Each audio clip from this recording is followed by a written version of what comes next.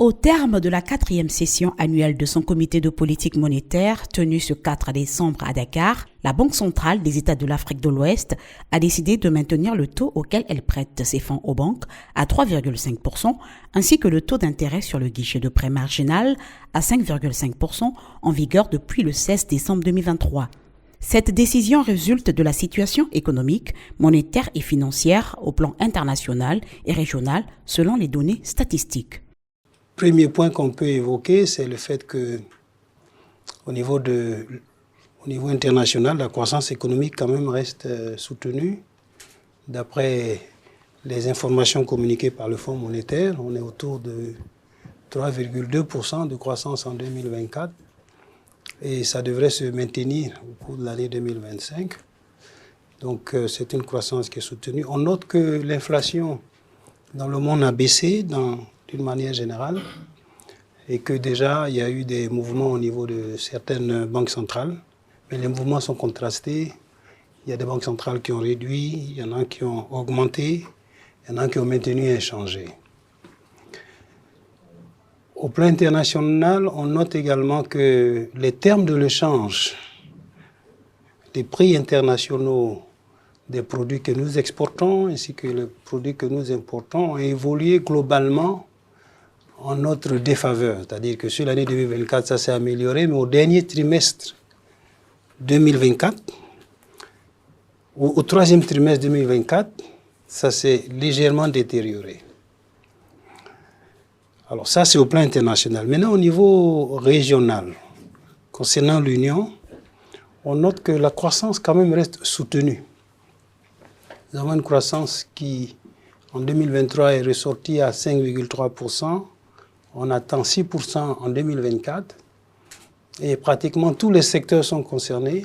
Le secteur primaire, le secteur agricole en particulier, qui devrait s'améliorer. On attend une bonne campagne agricole.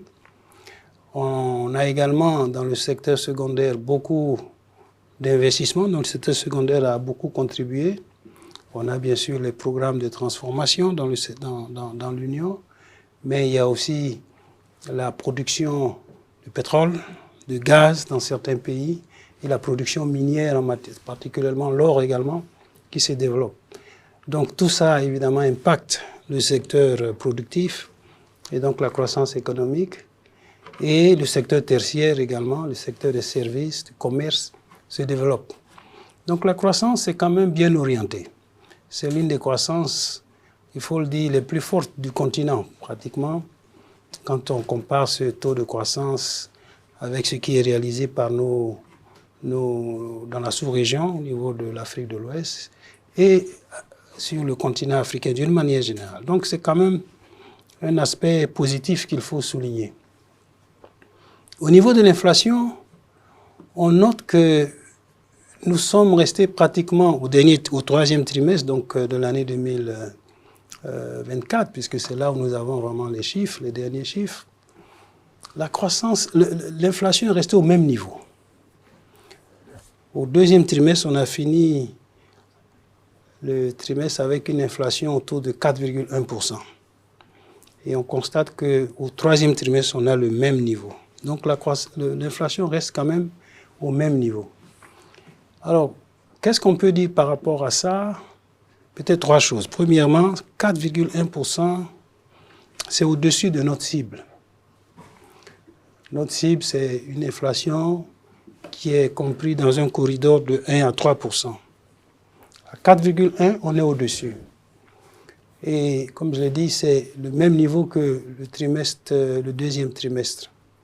Donc, ça ne baisse pas suffisamment, rapidement. La deuxième chose qu'on peut indiquer par rapport à ça, c'est que ce taux de 4,1% est lié essentiellement à la hausse des prix des produits alimentaires, lié un peu à la suite de la campagne moins bonne prévue qu'on a eue auparavant. Et donc, il y a une très forte corrélation entre les prix des produits alimentaires et l'inflation que l'on observe. Donc ça, c'est quand même un signe qu'il faut qu'on soit très attentif à ce qui se passe au niveau du secteur agricole en particulier. On a eu les chiffres préliminaires du mois d'octobre. Mois d'octobre, le taux d'inflation est ressorti légèrement à la baisse. Je crois que c'est autour de 3,6%. Le taux d'inflation, donc de 4,1, on est descendu à 3,6. Donc, il faut qu'on reste vigilant. Il faut qu'on reste très attentif avec l'inflation. Le troisième élément, c'est la stabilité extérieure de l'Union, c'est-à-dire nos échanges avec l'extérieur, avec le reste du monde, à cause de la très forte hausse des prix des produits pétroliers, des produits énergétiques, les produits alimentaires.